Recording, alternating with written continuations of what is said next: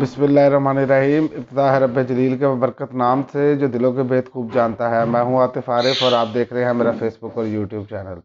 ناظرین، ہم بات کر رہے تھے جو کعب بن اشرف ہے اس کے قتل کی، اور ہم پہنچے تھے اس بات پہ کہ اس کی واجیاتی اور زبان درازی بہت آگے نکل چکی تھی۔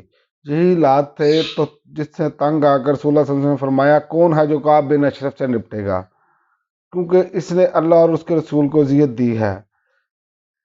تو اس کے جواب میں محمد بن سلمہ اور عبادہ بن بشیر اور ابو نائلہ جن کا نام سلکان بن سلامہ تھا اور جو کعب کے رضائی بھائی بھی تھے، حارث رضی اللہ تعالیٰ عنہ اور ابو عبس جبر نے اپنی خدمات پیش کی۔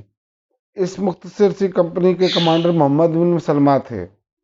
کعب بن اشرف کے قتل کے بارے میں بہت سی روایات ہیں کہ جب رسول اللہ صلی اللہ علیہ وسلم نے فرمایا کہ کعب بن اشرف سے کون نپٹے گا کیونکہ اس نے اللہ اور اس کے رسول کو اذیت دی، تو محمد بن سلمہ نے اٹھ کر عرض کیا یا رسول اللہ میں حاضر ہوں، کیا آپ چاہتے ہیں کہ میں اسے قتل کر دوں؟ آپ صلی اللہ علیہ وسلم نے فرمایا ہاں۔ انہوں نے عرض کیا آپ مجھے کچھ کہنے کی اجازت عطا فرمایا۔ آپ نے فرمایا کہہ سکتے ہو۔ اس کے بعد محمد بن سلمہ کعب بن اشرف کے پاس تشریف لے گئے اور بولے کہ اس شخص نے اشارہ نبی کریم صلی اللہ علیہ وسلم کی طرف تھا، ہم سے صدقہ طلب کیا، اور حقیقت یہ ہے کہ اس نے ہمیں مشقت میں ڈال دیا ہے۔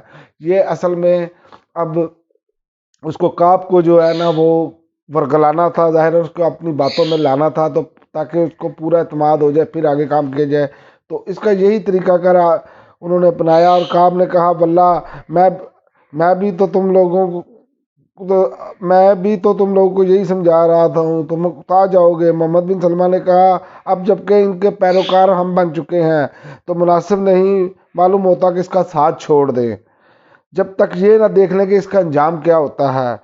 اچھا، ہم چاہتے ہیں کہ آپ ہمیں ایک وثق یا غلہ دے دیں۔ کعب نے کہا میرے پاس کچھ رہن رکھ دو۔ محمد بن سلمہ نے کہا کہ آپ کون سی چیزیں پسند کریں گے؟ کعب نے کہا اپنی عورتوں کو میرے پاس رہن رکھ دو۔ محمد بن سلمہ نے کہا بھلا ہم اپنی عورتیں آپ کے پاس کیسے رکھ دیں جبکہ آپ عرب کے سب سے خوبصورت انسان ہیں؟ تو اس نے کہا تو پھر تم اپنے بیٹوں کو رہن رکھ دو۔ تو محمد بن سلمہ نے کہا کہ ہم اپنے بیٹوں کو کیسے رہن رکھ دیں؟ اگر ایسا ہو گیا تو انہیں گالی دی جائے گی۔ یہ ایک وثق یا دو وثق کے بدلے رہن رکھا گیا ہے، ہمارے لیے یہ آر کی بات نہیں، البتہ ہم آپ کے پاس ہتھیار رہن رکھ سکتے ہیں۔ اس کے بعد دونوں میں یہ طے ہو گیا اور محمد بن سلمہ ہتھیار لے کر اس کے پاس آئیں گے، اور ادھر ابو نائلہ نے بھی اس کی طرف اقدام کیا، یعنی کعب بن اشرف کے پاس آئے۔ کچھ دیر ادھر ادھر کے اشعار سناتے رہے، پھر بولے بھائی ابن اشرف، میں ایک ضرورت سے آیا ہوں اور اسے ذکر کرنا چاہتا ہوں، لیکن اسے آپ راز میں رکھیں گے۔ کعب نے کہا ٹھیک ہے، میں ایسا ہی کروں گا۔ ابو نائلہ نے کہا بھائی اس شخص کا اشارہ پھر نبی کریم صلی اللہ علیہ وسلم کی طرف تھا کہ آمد تو ہمارے لیے آزمائش بن گئی۔ یہ وہی بات ہے جو پیچھے میں نے ریپیٹ کی، اسی پر جو ہے نا اسی طرح یہ بات اگلی روایت میں بھی آئی۔ ادھر یہ دستہ کعب بن اشرف کے اب جو ایک پلان ہوا کہ کعب بن اشرف کو کیسے وہاں پر ورگلانا ہے اور جو لوگ وہاں پر پہنچیں گے وہ کیسے قتل کیا جائے گا، اس کے بارے میں بات کرتے ہیں کہ محمد بن سلمہ اور ابو نائلہ اپنی گفتگو کے ذریعے اپنے اپنے مقصد میں کامیاب رہے۔ وہ ایک دوسرے کو ورگلا رہے تھے اور باتوں میں وہ ان کی باتوں کو سمجھ رہے تھے، اور جو کعب بن اشرف تھا وہ اپنے مقصد میں لگا ہوا تھا کہ میرے پاس کچھ رہن رکھیں۔ تو اسی گفتگو کے بعد ہتھیار اور رفقہ سمیت دونوں کی آمد پر کعب بن اشرف چوک پڑا، کیونکہ ہتھیاروں پر بات چیت فائنل ہو چکی تھی۔ تو جب وہ پہنچے تو وہ چوک گیا۔ اس ابتدائی مرحلے کو مکمل کرنے کے لیے چاندنی رات کا یہ مختصر سا دستہ رسول اللہ صلی اللہ علیہ وسلم کے پاس بھی جمع ہوا۔ آپ نے غرقت تک ان کو رہنمائی فرمائی، پھر فرمایا اللہ کا نام لے کر جاؤ، اللہ تعالیٰ تمہاری مدد فرمائے گا۔ پھر آپ صلی اللہ علیہ وسلم اپنے گھر پلٹ آئے اور نماز میں مشغول ہو گئے۔ ادھر دستہ کعب بن اشرف کے قلعے کے دامن میں پہنچا تو اسے ابو نائلہ نے قدرے زور سے آواز دی۔ آواز سن کر ان کے پاس آنے کے لیے اٹھا تو اس کی بیوی نے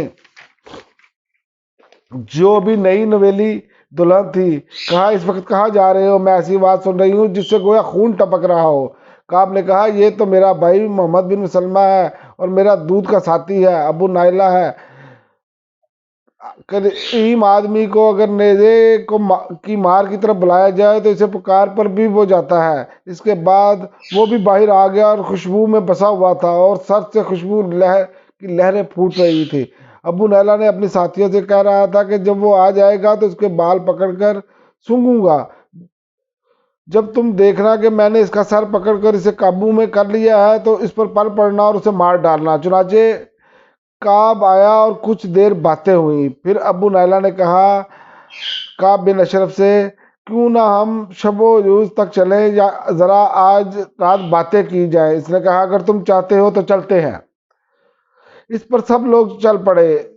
اسی راہ میں ابو نائلہ نے کہا آج جیسی عمدہ خوشبو تو میں نے کبھی دیکھی ہی نہیں۔ یہ سن کر کعب کا سینہ فخر سے تن گیا اور جیسے وہ تکبر میں آ گیا اور کہنے لگا میرے پاس عرب کی سب سے زیادہ خوشبو والی عورت ہے۔ ابو نائلہ نے کہا اجازت ہو تو ذرا آپ کا سر سونگھ لوں؟ وہ بولا ہاں۔ ابو نائلہ نے اس کے سر میں پر ہاتھ ڈالا اور پھر خود بھی سونگا اور ساتھیوں کو بھی سونگایا اور کچھ اور دور چلے تو ابو نائلہ نے کہا بھئی ایک بار اور۔